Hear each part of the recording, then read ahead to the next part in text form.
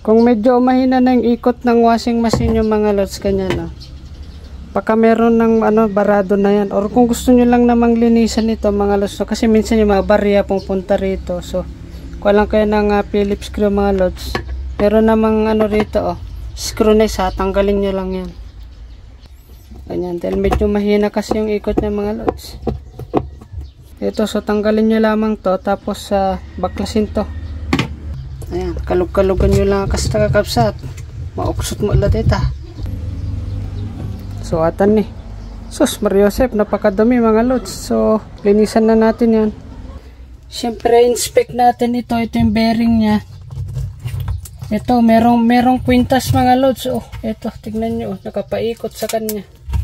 Ayan silver yata to na kwintas Siyempre, may mga rin dito. Yung mga dumi ng mga pantalon, damit.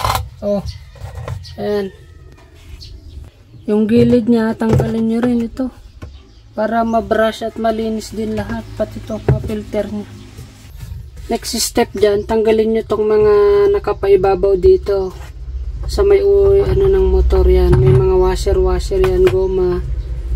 Papansin nyo may mga bato-bato pa siya. Yan bato. Ayan, so inilaw natin siya para makita nyo siya. Ayan, may mga siya bato. Yan, so pagkatapos yan, balik nyo lamang yung mga lods. Huwag nyo nang subukan pa na buksan pa hanggang dun sa pinakaloob. Okay na yan. Ang next dito, buksan natin tong likuran. Check yung drain. Kapag kabukas nga yan, tingnan nyo, puro alikabok Ayan. Ito yung sa drain mga lods. Ito. Yan yung drain valve na tinatawag. So pag sinits nyo yan, hinihila nyo yan. So minsan pa nagbabara yan. Ito. May 3 screws lang ito na ganito. Tanggalin nyo rito. Tapos merong 4 na lock. Ayan. Ayan, tignan nyo. Sus, ang dumi. Actually yung valve na ganito, spring valve, maraming ganito sa Shopee. Pwedeng bilhin itong mga ganito kung talagang sira na.